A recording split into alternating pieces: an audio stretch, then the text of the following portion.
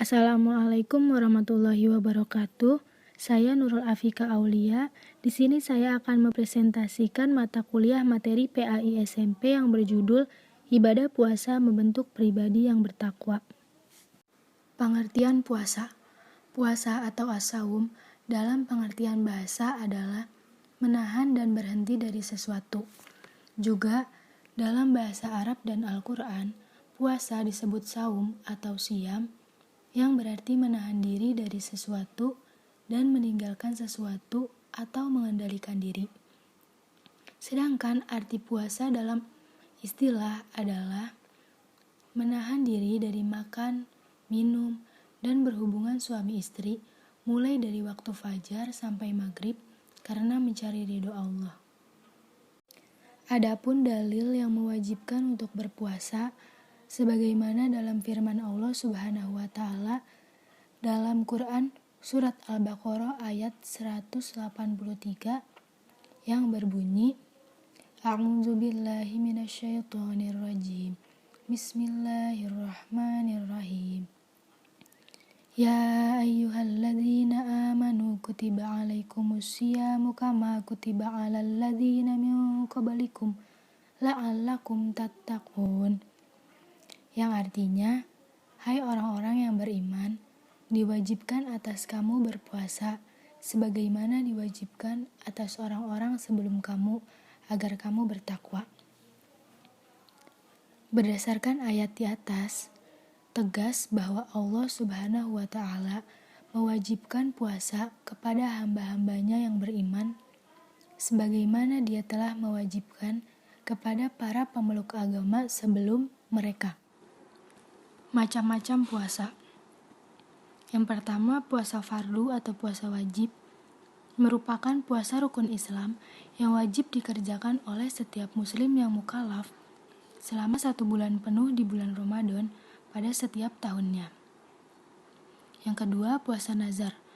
Puasa nazar yaitu puasa yang diwajibkan orang kepada dirinya sendiri dengan cara bernazar atau qaul kepada Allah Subhanahu wa Ta'ala.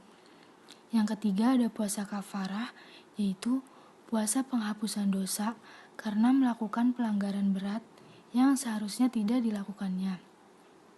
Yang keempat ada puasa sunnah atau puasa tatawwu, yaitu amalan yang dapat melengkapi kekurangan amalan wajib. Misalnya seperti puasa 6 hari di bulan Syawal, puasa hari Senin Kamis, puasa Arafah pada tanggal 9 Zulhijjah, puasa hari Asyura, puasa bulan Sya'ban, juga puasa pada tengah bulan yaitu di tanggal 13, 14, dan 15 di bulan Qomariyah. Yang kelima ada puasa qada Ramadan, yaitu puasa yang dilakukan untuk membayar puasa Ramadan yang tertinggal oleh sebab terlupanya niat di waktu malam hari atau dibatalkannya karena ada halangan atau uzur syar'i, atau sengaja dibatalkannya tanpa alasan yang dapat diterima secara syar'i. Yang keenam ada puasa makruh. Dalam hal ini ada beberapa pendapat para ulama. Para ulama sepakat tentang hari-hari makruh melakukan puasa, yaitu pada hari Jumat saja atau hari Sabtu saja, sehari atau 2 hari sebelum bulan Ramadan.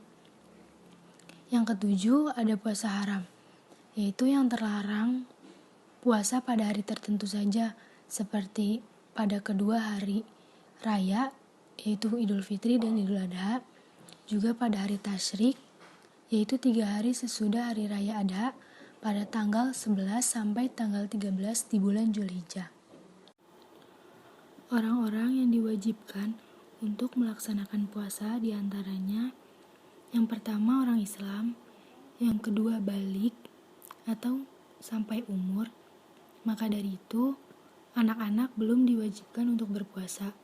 Yang ketiga, berakal, tidak gila atau mabuk, lelaki ataupun perempuan. Yang keempat, suci dari haid dan nifas bagi perempuan. Yang kelima, berada di kampung atau menetap, maka tidak diwajibkan bagi seorang musafir untuk melakukan puasa. Yang keenam, sanggup puasa, maka tidak wajib bagi orang yang sakit dan yang lemah untuk melaksanakan puasa. Adapun rukun puasa yang pertama yaitu menahan diri dari segala yang membatalkan puasa semenjak terbitnya fajar hingga terbenamnya matahari. Yang kedua itu niat. Niat itu adalah amalan hati, maka tidak disyariatkan untuk mengucapkannya. Dan niat puasa dilakukan pada malam hari. Dengan niat itu, orang mulai mengarahkan hatinya untuk berpuasa esok hari karena Allah Subhanahu wa Ta'ala dan menjauhkan larangan-larangannya karena Allah Subhanahu wa Ta'ala dan juga mengharapkan ridhonya Allah Subhanahu wa Ta'ala. Hal-hal yang membatalkan puasa. Yang pertama itu membatalkan niat untuk berpuasa. Apabila seseorang membatalkan niatnya untuk berpuasa, puasanya menjadi batal karena niat adalah salah satu rukun puasa. Yang kedua, makan dan minum dengan disengaja. Yang ketiga, sengaja memasukkan sesuatu benda ke dalam rongga terbuka, meskipun benda itu sekecil apapun. Rongga terbuka itu seperti mulut, hidung, telinga, dan kemaluan. Yang keempat, keluar sesuatu dari perut, seperti muntah.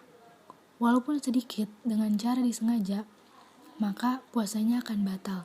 Tetapi jika tidak disengaja, maka puasanya tidak akan batal.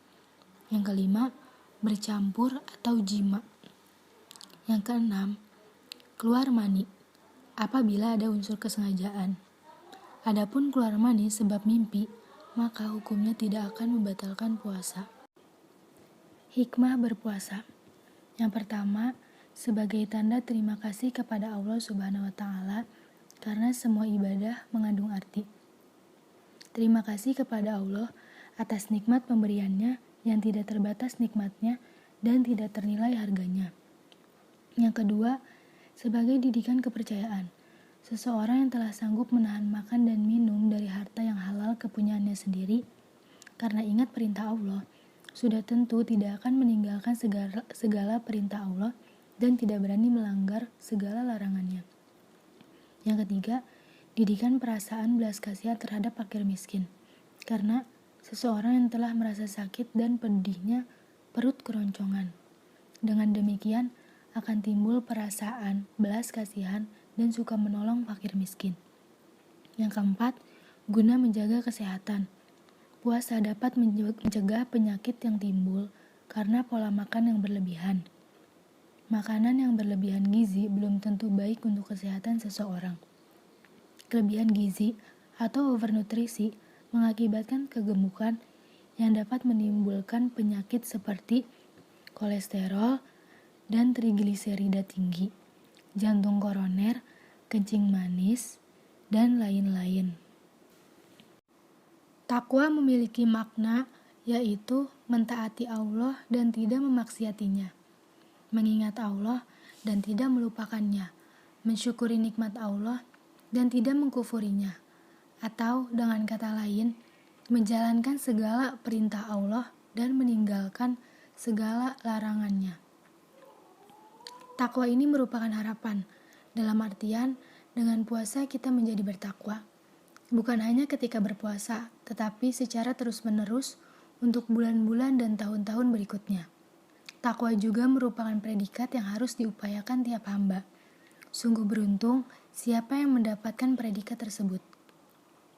Begitulah puasa mendidik kita, ibadah spesial yang memberikan banyak pelajaran kepada siapapun yang mau mengambilnya. Semoga kita bisa menjadi tuan rumah yang baik untuk tamu yang agung bulan Ramadan.